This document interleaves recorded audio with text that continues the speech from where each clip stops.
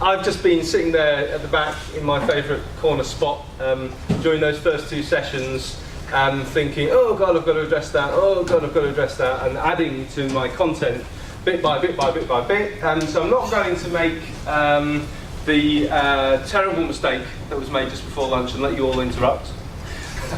I'm going to get through all my slides. We'll see how we go. But this is a sort of a warning to say that I will flick backwards and forwards, and there is quite a lot I want to try to say, and then I want to try to have a conversation, so I will try to get it all done. So the topic of my talk was, what does it mean to lead a system? This is accidentally themed. We try and avoid themed open days, but it just keeps happening. The status of my slides is amber. Please check with me before using them or redistributing. There may be some things which are mildly sensitive. So what I promised I would do is give a flying overview and critique of some perspectives on systems leadership, frame my own synthesis of some of the above, and facilitate the working session. What an idiot. That's a really, really stupid thing to say that I was going to do. So if you're checking that list and ticking boxes, I'll go through them all so you can tick them all off in a minute. But I'm probably just going to talk and we'll go through some stuff, and it'll be a useful approach or not. So first of all, my warning is, I think there's really a lot of bullshit out there, particularly in this space. Most systems leadership, most commissioning, most transformation, in fact most of the things I do, but of course what I'm saying is probably not what I do personally, because I do think there's an awful lot of exaltation, hand-waving, warm sentiments and very vague prescriptions of action out there that some people love and maybe get inspired by, but don't satisfy me.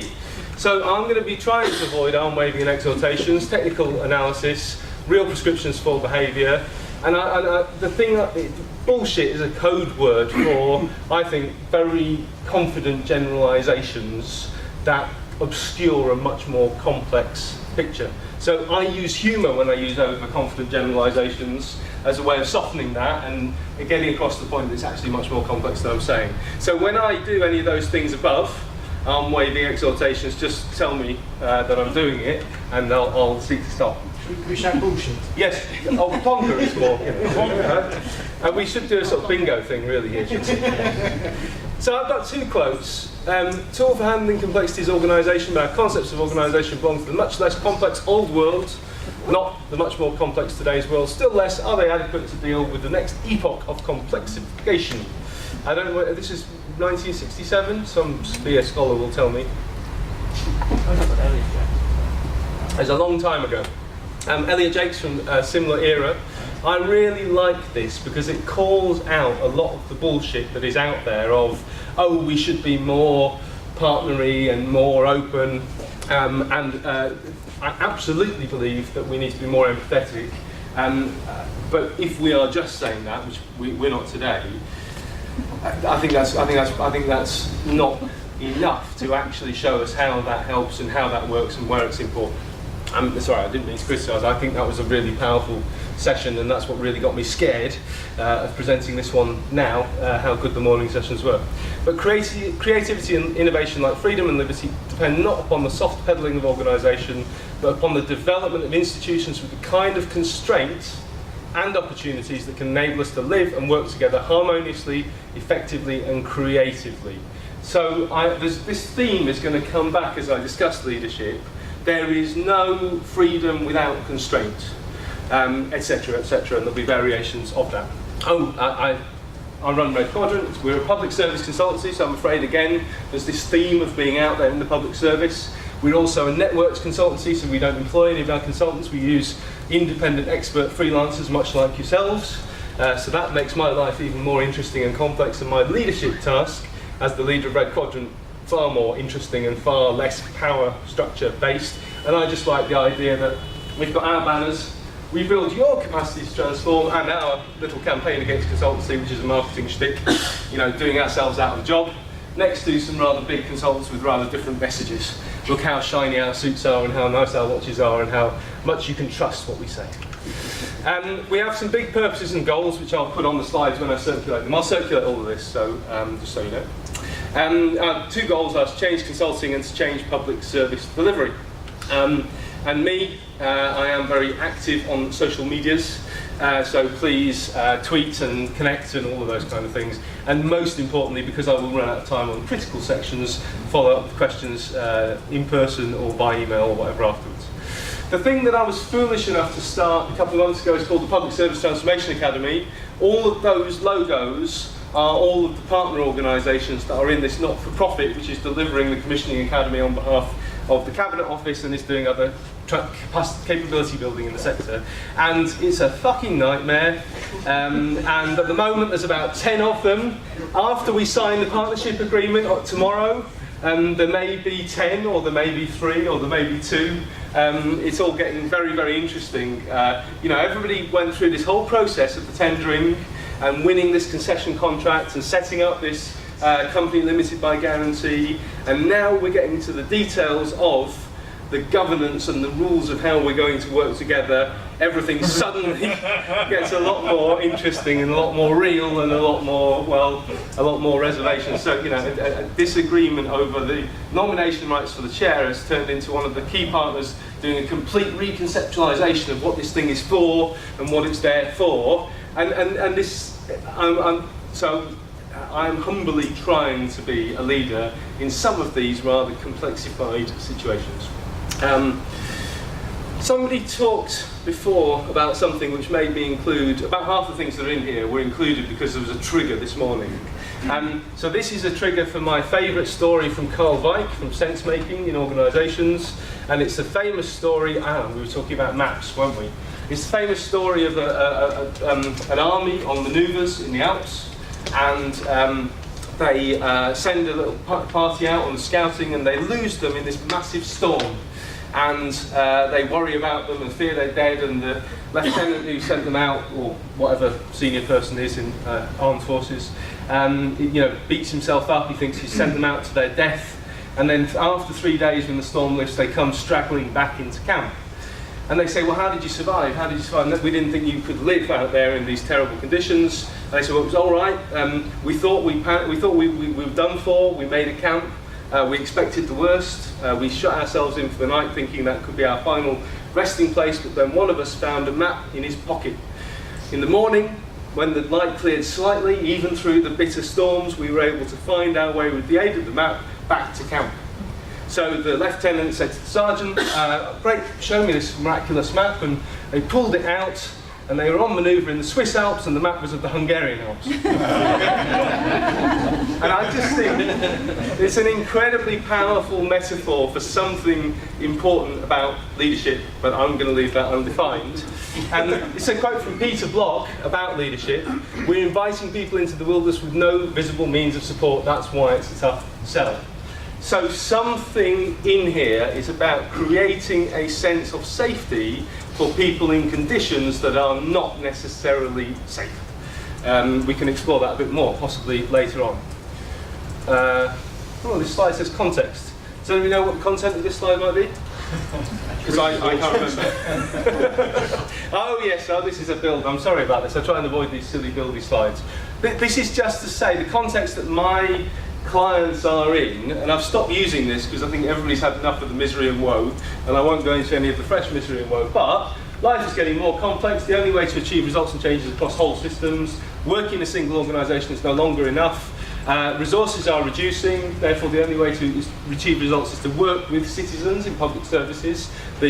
Every single public service is co-created with and for the citizens somehow, so we have to engage and involve them more. Therefore, staying within our organisational boundaries doesn't work anymore. Demands are rising, therefore the organisational system is under great pressure. Therefore, we can't do directive, I will tell everybody what to do, management just doesn't work anymore. All because of all of the above, the complexity threatens to slip through to chaos, and I know bits of public service systems where it absolutely is chaos. And one static approach to leadership, or to management, or to organisation is no longer enough. That means we don't know all the answers. A really, really important thing for leaders to admit in these kind of conditions, I think. So technical change is no longer enough, and I think I've got a whole thing of prescriptions leading up to the big sell. You have to work across the whole system of partners and suppliers. You have to work across the whole system of communities and providers. Understand and lead the organisation as a system. These are all aspects of that, of course. work together to find a way through, create and hold appropriate tension. A lot of people run away with this idea in adaptive leadership that we should be creating tension in organisations. It's very easy for leaders to create tension in organisations. And guess what? 9 times out of 10, there's no plan and there's no hypothesis, it doesn't work. Yeah? I was struggling for about 18 months to develop a change programme based on upskilling in a council. The guy who was the leader of this whole thing, about 15 months into this, he said, well, I thought I'd put you and the agile people and the ODHR people and the programme and project straight line delivery people together, and there would be creative tension and great things would result. And I said that was an interesting hypothesis, and there was creative tension, and great things did not result. That's not a punchline. That's just the truth of what actually happened. So the concept that you just create tension is very dangerous. If technical change is no longer enough, you need to provide something of the order of vision and stability within the organisation. And guess what? The thing that I sell is the answer to all of these things. It's not even the answer, actually. It's only a necessity. It's not sufficient, I suspect. So let me talk about those models that I promised I would list out in that context. Does that make sense?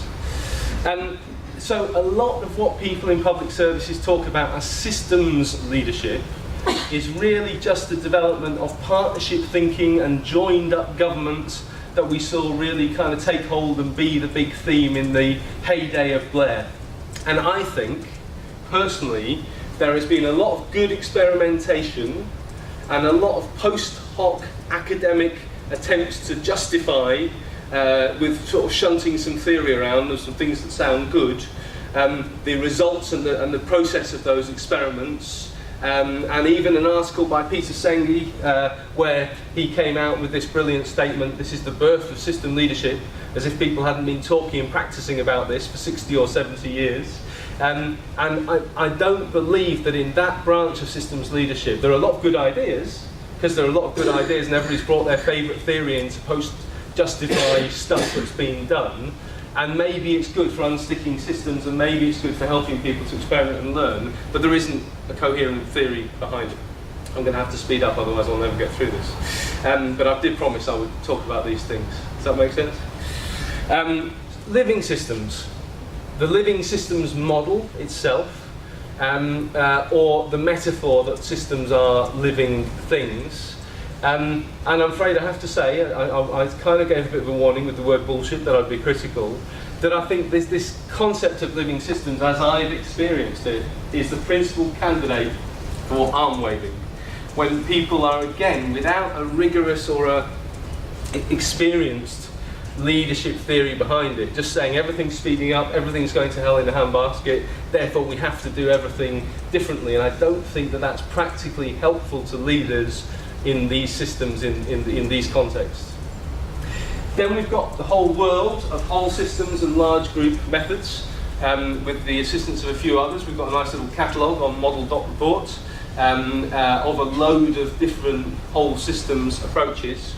And what I think is really interesting about them, the theme that I think they tend to share is that of bringing the complexity of the environment into the management system. So you actually, by finding a process, whether it's the fairly well-developed, looks fairly mechanical, participatory innovation model that our colleague from Chile, Alberto Del Valle, has come to us and talked about a couple of times, thank you.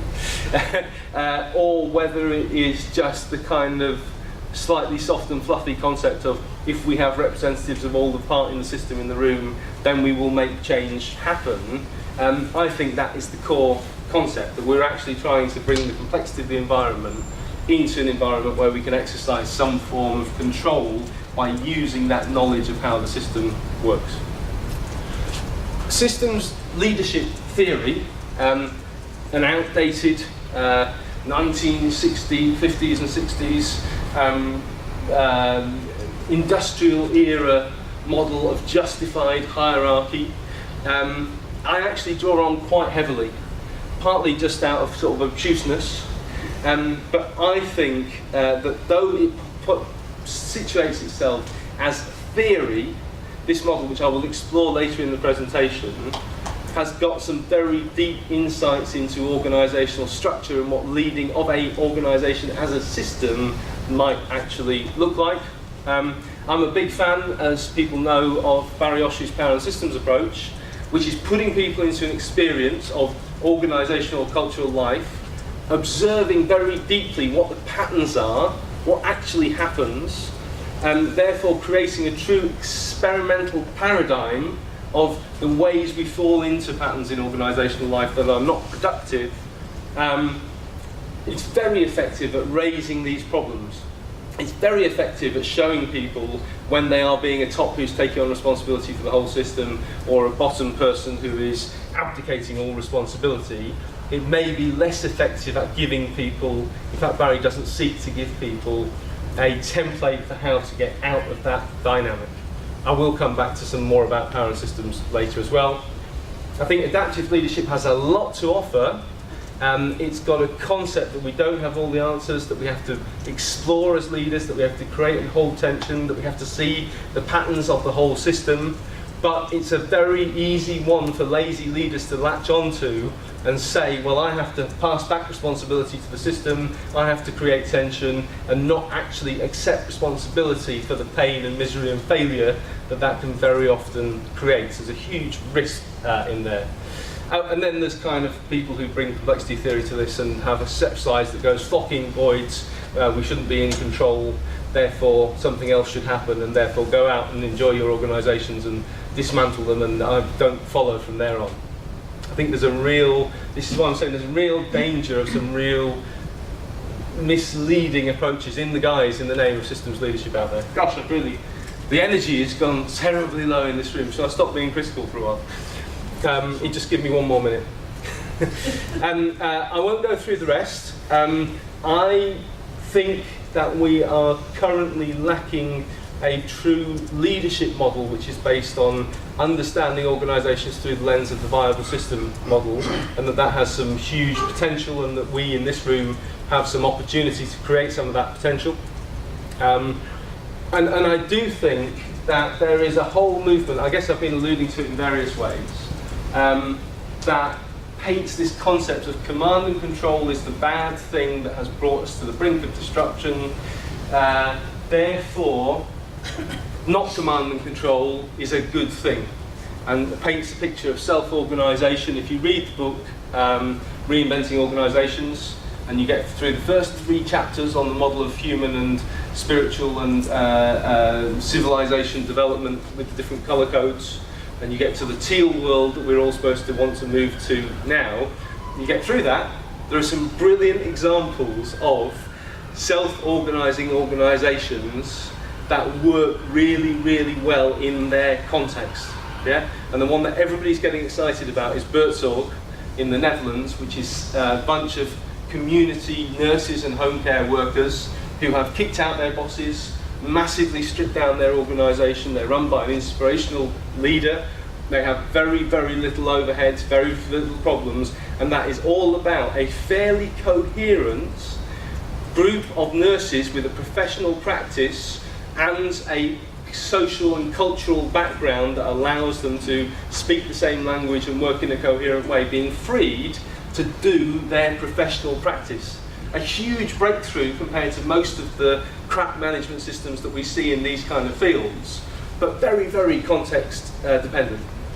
Okay, so I think that anybody who turns their back on, my thesis is that for the next 50 years, minimum, the great majority of us, of our clients, of people out there in the world and in organisations are going to be working and living in organisations that are basically hierarchical and basically recognisable in the same kind of models that we've got now.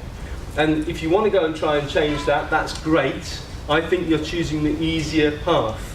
I think you're choosing to go to the fringes and create some inspiring examples where there is rich ground, fertile ground to do so, and you will leave the rest of us in the much stickier, more difficult context of trying to make this happen in the majority of the real world. Does that make sense?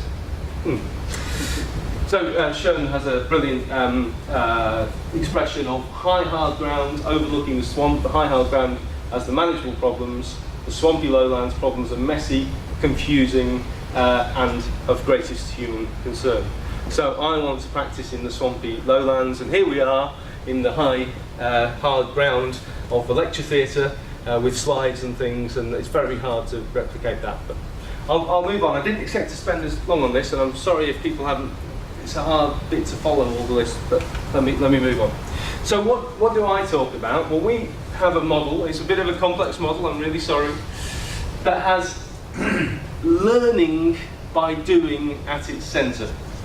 Planning, predicting, doing, seeing what happens, and is based on trying to create the maximum agency for people in organisations, and we'll come to that, the maximum sense of mastery, of fulfilment, of ability to express and perform, being deeply grounded in real life experiences of the real world, whatever that is, and is really focused on creating and sharing a sense of purpose. That explodes quite explosively into a whole bunch of areas, and I'm deliberately not going to go into all of this because I'd like to try and run through some of the background and context.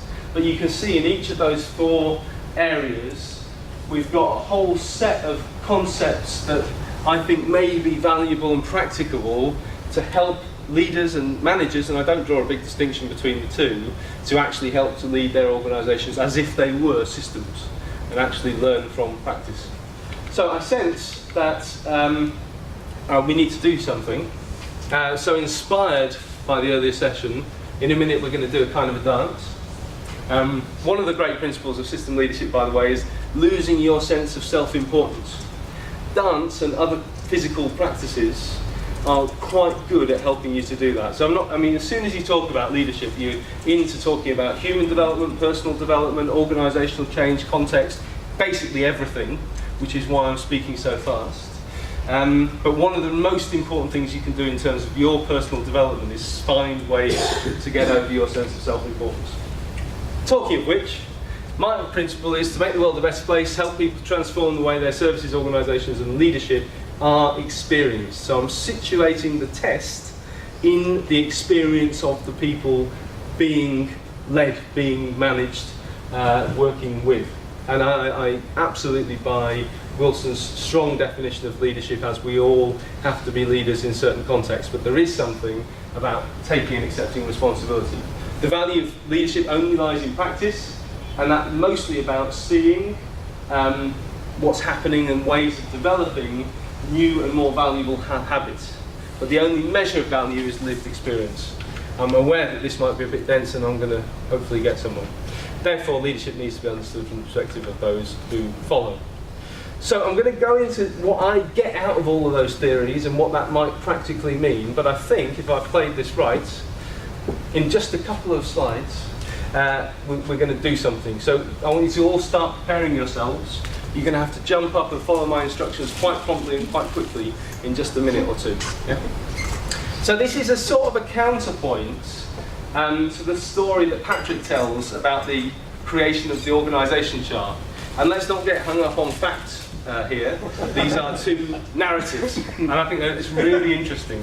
There are 2 narratives. So I'm kind of giving the game away, but does anybody know what this is on the wall? It's a railway track, Looks like railway tracks? Trigger. Organisation structure, yes.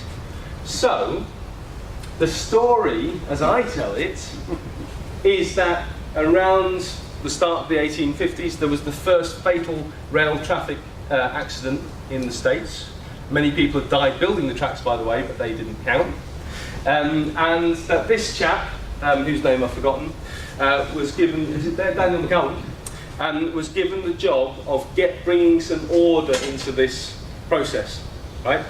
And, as I'm told it, this is the organisation chart that he came up with. So he was a line engineer, but what does that look like? What does that remind you of? Quite organic. Huh? Quite organic, yeah. It's like a tree, it's something, and interestingly, the board of directors are here at the roots nourishing the tree, yeah? So in the 1850s, in the American Railroad, they were dealing with an explosion of big data. What brought that about? Does anybody know? The introduction of the telegraph. Yeah, so for the first time, people back here at headquarters had the power to interfere and intervene with what was happening way out down the tracks at the front line. Yeah? So there are two narratives that come from this, and I don't particularly care which one is true, because they both hold possibilities of organisations. Yeah?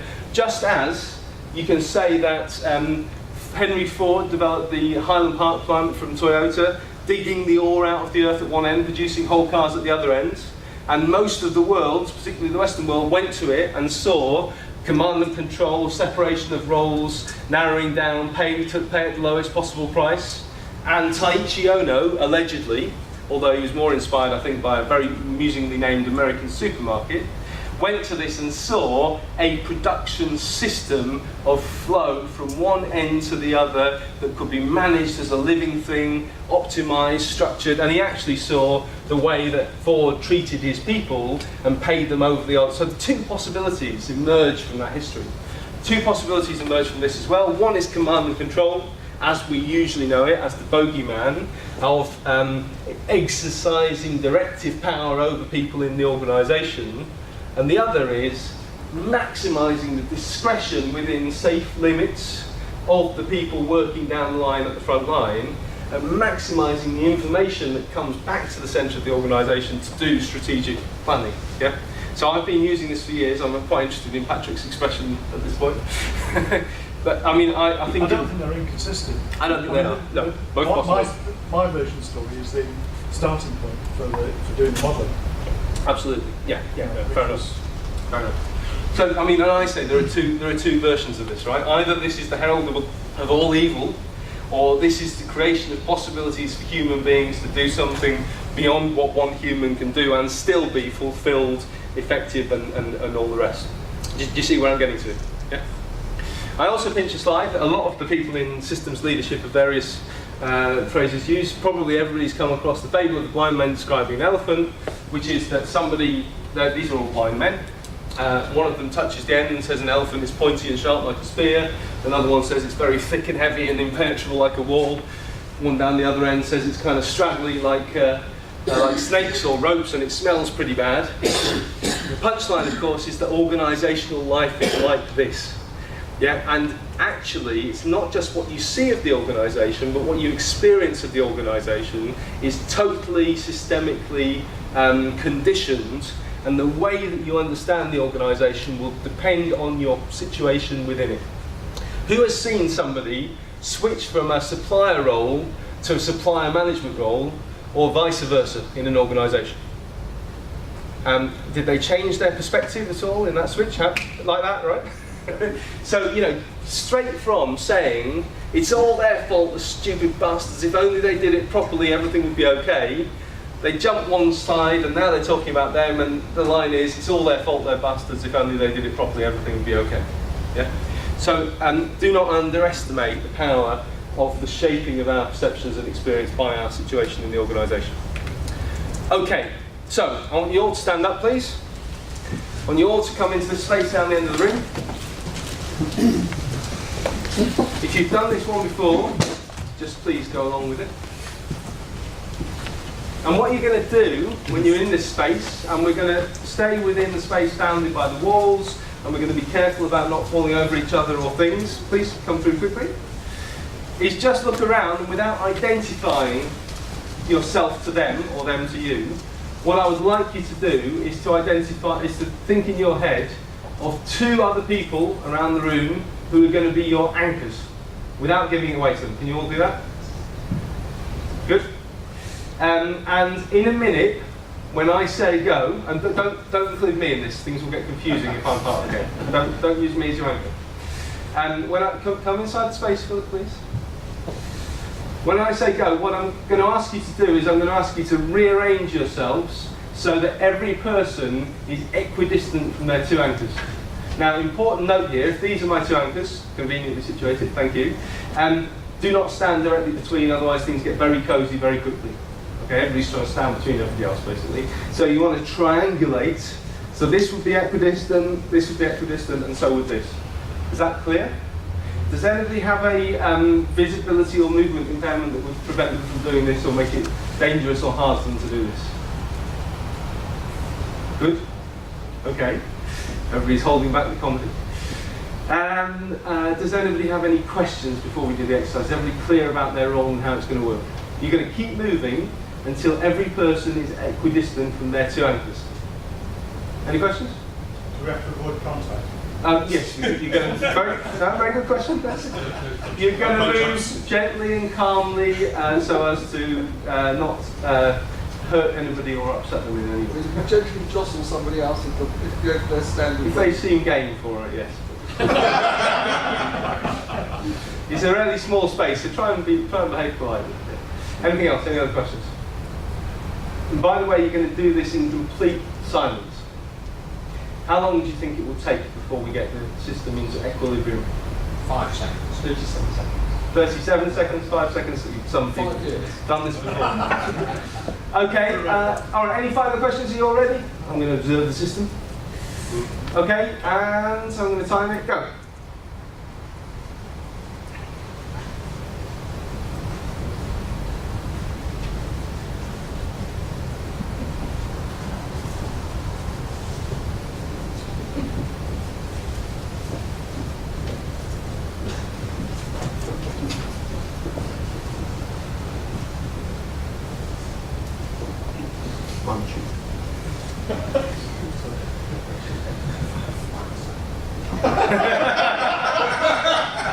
How'd you go, mate?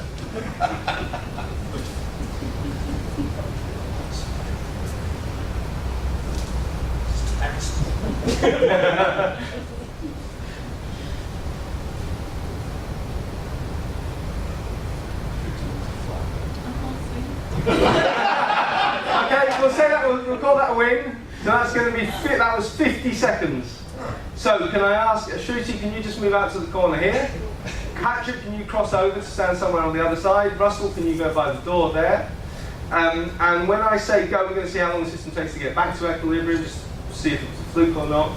And you guys who have repositioned, you can move again, but if you just immediately go back to your original places, it doesn't get very interesting for people. Is that okay? So I want everybody now to do the same as before, move gently and calmly around in silence until you're positioned between the same two anchors. Go.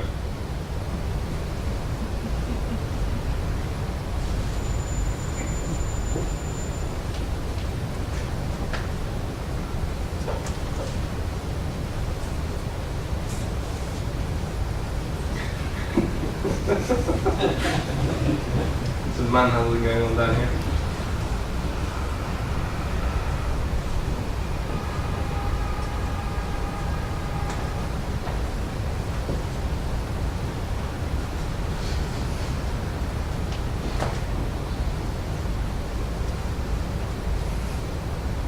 Okay, we're going to call that even, and that was roughly about 50 seconds again. Well done, very interesting.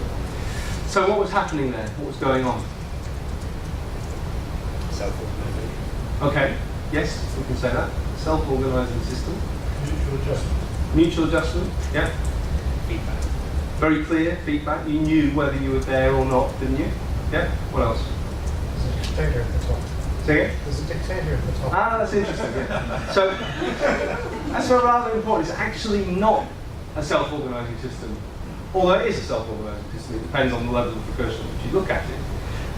But it just happens to be that I am the system leader, that you willingly followed me, even though it seemed a bit uncertain and a bit foolish for you to do this. Yeah? And actually, because I gave you instructions which have turned out to fulfill the requirement that I set, probably, if this was an organisation, I know you're lot bloody difficult, you would feel slightly better about me as your leader. We would have built a slightly positive relationship based on testing that out. Does that make sense? What could I have done to screw that up? What would you? How would you judge me if somebody was blind or partially sighted in the group and I hadn't done that test? You would introduce one set of rules to half of this, another rule to the other. Yeah, it would have been. What would you have felt about that, Ray? Well, we would never got to equilibrium. Okay, yeah, and what would your emotional response to that be? You're up, so Out of touch? Okay. Yes. Exclusion, marginalisation, that sort of stuff. Yeah. Okay. All right. Yeah. Good. Maybe unfair. Maybe disrespectful. There are some emotional roots to these things. Yeah. Sorry, what I'm trying to structure the difference between anarchy and structure and anarchy. Yeah.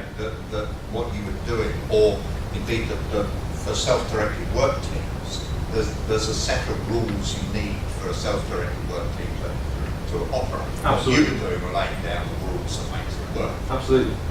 Yeah.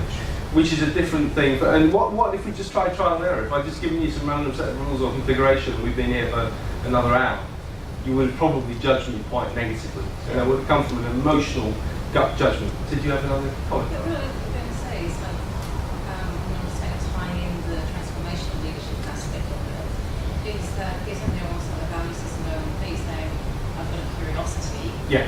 I want to learn, so there's a value element in there as well. So whilst I'm following you, I'm also following my own design. And I had to make a judgment that you were willing and capable, and this wouldn't descend into a shambles.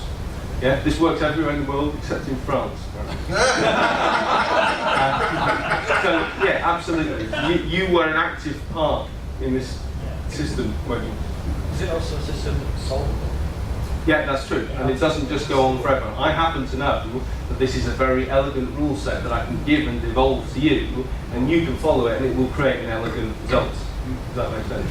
If some people aren't leaders, Yep. and don't take on the responsibility of moving, Yep. does that actually make it simpler, and does it Well, so stabilise faster? there are four. Sorry. Well, I was going to say, well, you're willingly complied with your rules. I mean, it did cross my mind to just keep on walking. Good. That's really good. Just to see what happens. Yeah. So there are four factors really broadly going on here. There's some hard constraints and rules, really clear feedback, a really clear understanding of the vision, and there's a lot of soft discretion, flexibility, freedom to act within those constraints. There's a leader structuring the system for you to act in, and then a relationship between me and you as a result. And then there's cheating. Usually it's only ever the NHS people who bring that up. I don't know why. I honestly don't know I was why. a doctor in the NHS, maybe. Oh, right. So I did this What and happened though if like two of us Yeah. actually said, this is just, and we're going to just keep walking around? yeah, well, it would What would you have have done? completely thrown the system out. I have no idea. Only if they had been picked. So if Yeah. if nobody chose me Yeah. as one of their anchors, Yeah. then it wouldn't matter how much. But in point of fact, I don't know who your two anchors are, so I don't know if you're cheating or not, right? And this did happen in one of our commissioning academies where we had some NHS leaders, and one of them said, well, I just walked around for a while calmly and then I stopped. And then we realised why it's taken an extra 35 seconds to sort the system out. Somebody didn't have who was there.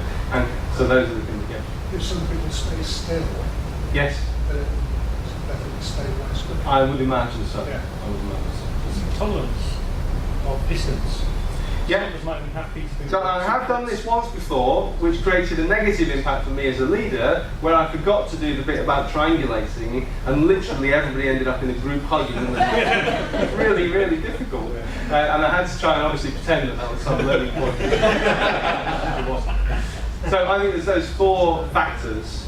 There is structuring the system, the soft feedback, the soft factors, the hard factors, and the tolerance for or the possibility of cheating within the system that are going on here.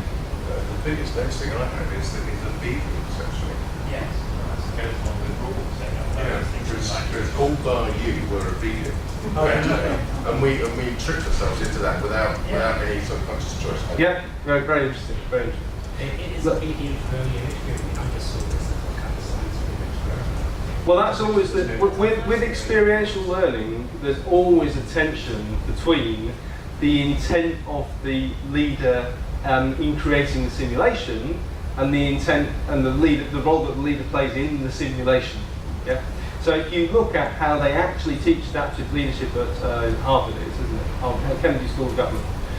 What will happen is the guy, his name I can't remember, the big guy in adaptive leadership.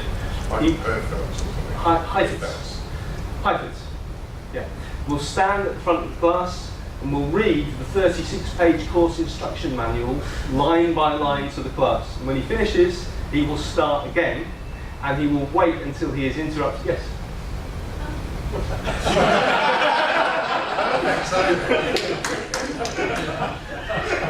What if I disagree with your Because I don't actually Absolutely. think that he was a leader. Yeah. You just gave yourself that title, and I actually Yeah. disagree with that. Um, I don't see I mean, that fits my definition, so it obviously fits myself. But I as a know, leader. but you're Yeah. okay, so Yeah. I followed some instructions Yeah. because I was coming from... Please, let's hold that thought. Let's come very quickly and sit back down again. It's like, you know, you gave Yeah. Brilliant, brilliant.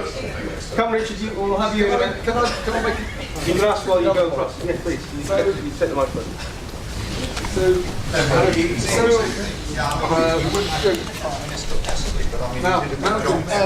I didn't mean realise that was meant to Yeah. So I think if a number of us saw this as a scientific experiment and kind of were thinking about, oh, I wonder how long this takes to stabilise, that you created that frame for us. Yes.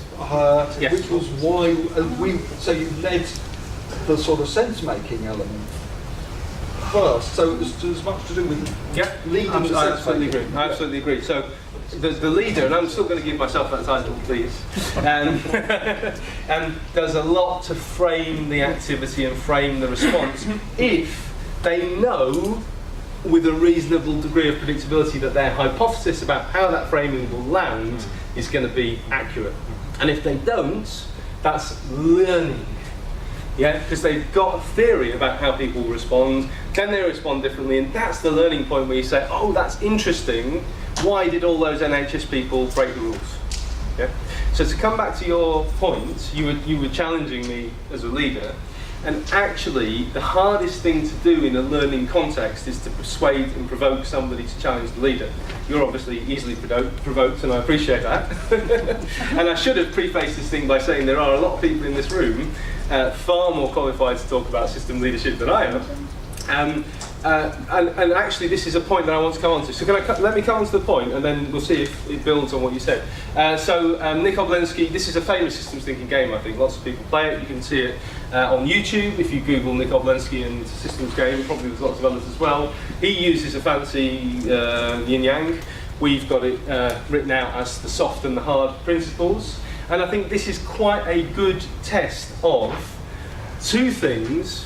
One is, are you enabling self-leadership, self-governance activity in your organisation? And we have a quiz based on this. We can give people a little survey monkey and come back to the leaders with the results. That's an interesting little provocation, a little starting point. I said two, didn't I? I better remember what the second one was then. And the second test, it'll come back to me.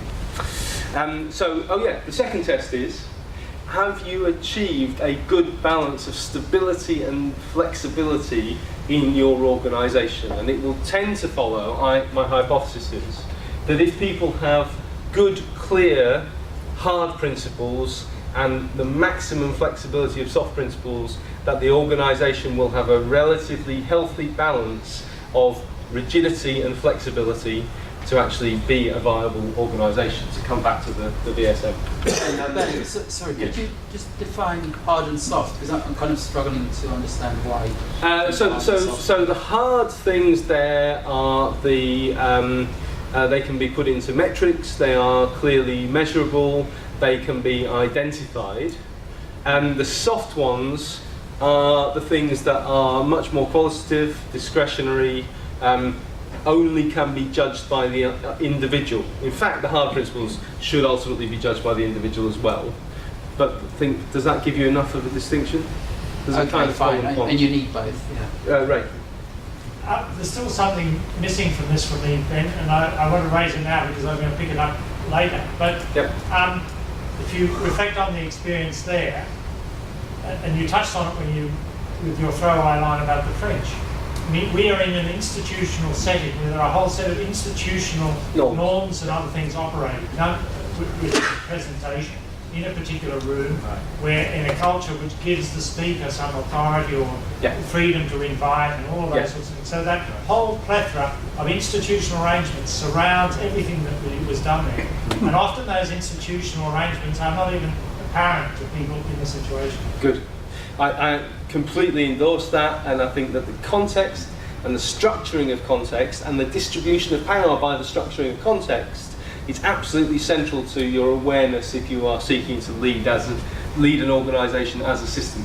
And that's what the power and systems approach, by the way, does par excellence. particularly the cultural version, where you go and you're an elite middle immigrant in a real society for 10 days. A real society created as a learning lab, but where nevertheless people have nervous breakdowns, life-changing experiences, conversions, yada, yada, yada, you know. Because it becomes immediately and undeniably clear to them that in this context and in their life, the power is coming from the structure and the assumptions and the conditions. And that's why your man, Heifetz, stands there and reads through the thing until he gets challenged. And actually the core of adaptive leadership is what's called casing points. It's just a derivation, I think, from the old sort of T groups and encounter groups in the early days of organisational development, of people experiencing each other with progressively fewer and fewer filters. I'm not seeking to do that in the 10 minutes we have left, don't worry. But there's a little bit about breaking through those barriers and seeing the structures laid bare and seeing how people then respond to defending or not and so on, that is incredibly insightful as an experience. Okay, let me talk about, there is a distinction happening in organisational life between the technical things that can be led by money, experience, expertise, positional power, direction. Those are problems that by and large we want and embrace as leaders and as managers of organisations. We can learn technically, it's just single loop learning. It's about doing the thing better and becoming a better expert at what we're doing. However, there are also problems. By and large, we would like to avoid them. There's a strange breed of people who dive for those, and the ones you want to watch out for are the ones who are no good at any of the expert solutions. And they're either going to be brilliant or terrible. And that means that leaders do not have all the answers in an emergent, complex. I'm mixing a lot of things which have sound theory bases in their own rights, but we talk in a very blurry way about emergent, complex, wicked, messy social problems. Because leaders can't have all the answers and they try to deal with emergent, wicked, messy social problems as technical problems, it leads to frustration at hierarchy and leaders. The usual predictable next step to the frustration with technical leadership is to give away power and say, okay, I'm going to divest myself of my leadership responsibilities, I'm going to empower the team, I'm going to give power back. And guess what happens? You usually get chaos, confusion and frustration. Not always, not every time, but predictably and with great reliability, this is a process that goes on. This leads to further frustration at hierarchy and leaders, because this guy at the front of the room is supposed to be taking responsibility, and here he is telling us that we have to manage our own learning experience, for example. So both technical and emergent leadership are required. They always come hand in hand, and both of them tend to be critical. Therefore, the leadership skill, and this is the bit I take from adaptive leadership, is frame the problem, set the boundaries, create some kind of vision, enable a deeper form of learning through reflection, through embodiment, through understanding what's actually going on in the organisation. And there is a value in hierarchy and leaders, even in situations where the hierarchy and leaders are the source of the problem, if they can allow the people who understand the situation in the organisation take the authority to deal with that situation. It's a very, very hard thing for leaders to do. Power and Systems has a whole set. I won't run through them, but I will invite you to have a look at this, and I'll send some notes with this. As soon as, if we did this again, and I said, edge or the top, and I give a bunch of people middle badges, and I give some of the people bottom badges, and I say each of the bottoms reports to one of the middles. And then I give somebody a customer badge, and I say the customer's going to have a specification like I had over there, and they're going to tell the customer-facing middle, and then the customer-facing middle is going to tell the top, then the top's going to strategize with his middles, and tell his middles what the strategy is, and then the middles will tell their team, and then the team will implement the strategy, and then we'll see what happens. And if there's a problem, the message goes back up the hierarchy, and the top replans and restructures. Two things would happen. One is it genuinely would take 5 days to get to an organisation of that system, particularly if the leader was disconnected in time and space from the work of the bottoms. The second thing that would happen is that the leader would immediately feel, and I've practiced this, and it works in a classroom, it works in real life, just like that. I give you the badge that you're the top, You feel responsible for the whole thing. The instinctive response is to suck up responsibility to yourself. You become overloaded, but you don't see your role in sucking up that responsibility because it's just blindingly obvious from the condition you are in the organisation that that's what you should be doing. Therefore, you just assume that tops come overloaded, that bottoms come disregarded and vulnerable, yeah? That middles come stretched and torn and burnt out. You don't see that it's your response to the conditions that turns out to be a lousy strategy for dealing with them and exacerbates the system conditions, and each of those conditions in turn exacerbates the conditions of the other spaces, and so on and so on. So that's the dynamic. What's the result? The blue dot is the way that Barry, it's a brilliant exercise. I tell people that 3 of the blue dots in the room, 3 of the chairs in the room have a blue dot underneath them. And those 3 people are going to have significant responsibilities. They're going to have to report back. They're going to have to pay attention for the whole damn course. And everybody gets a bit energised, sits on the edge of their seat, a bit more nervous, either thinking, God, let it not be me, or thinking, oh, I could do this, I fancy this. But they start to come alive. You then look, those who don't find the blue dots, sit back in their seat, all right then, okay, slumped, much like some of you are now, thinking, well, it's up to you now to entertain me, and let's see how far we get through this. So, you know what I mean. And then the blood stops pumping, the energy level goes down. So the blue dot is a good metaphor for where is the responsibility in an organisation. And our organisational structures will suck it all to one place and disempower everybody else and overload those people, and the to's and fro's will get worn out and ragged. And if you start to understand where is the blue dot right now, I'm feeling quite a lot of blue dotness at this moment myself, then you start to be able to have a language that allows you to describe the distribution of authority and responsibility in the organisation. Does that make sense? Hope so. Okay, which bits can I do in the time that I have remaining? 5 minutes. Okay. All right. So I'll talk very briefly about a few bits, and hopefully we'll get a couple of questions. I'm really sorry to have tried to pack too much in. It's my way, I'm afraid. If you look at organisational and cultural dynamics, this is some work that Barry's done that's mostly yet unpublished. There are 2 strong groups of dynamics. There's a power dynamic, which is about differentiation, so that we can do a wider range of things as a system. Individuation, exploring the powers and possibilities of every individual in the system. And the love dynamics are about homogenization, emphasizing what we have in common and becoming more similar to each other, and integration, sharing what we bring from our individual perspectives. Does that make sense?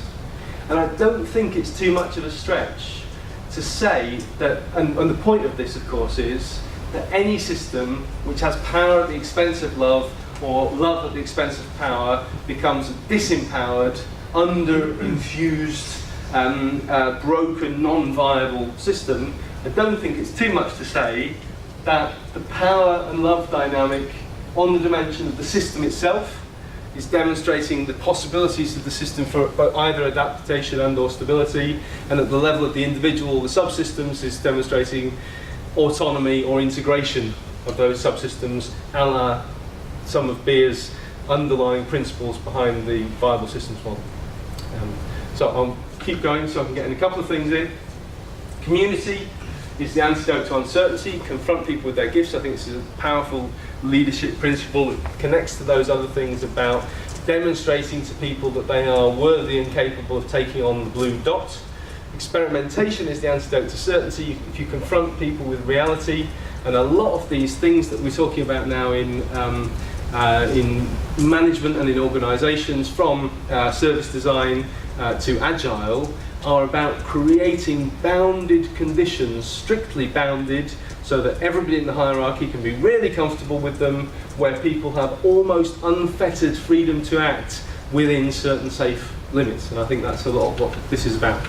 I won't talk about this one. I'll just give the point that this is really to your point, Ray, that if you do not see the system, then you cannot be aware of the influence that the system is exerting on you, and it will probably be determining your actions and your fate.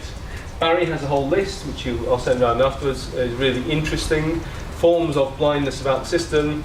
I have a whole list of further things. The ones on the left, I think, are Deming's underlying 4 principles behind his 13 or whatever.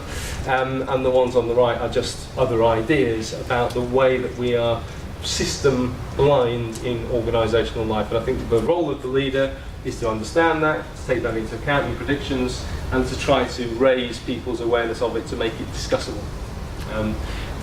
It's only that allows you to have a reflective response rather than an instinctive reflexive response, which probably, not always and not every time, but predictably and with great reliability, will dig you deeper into the problems of organisation.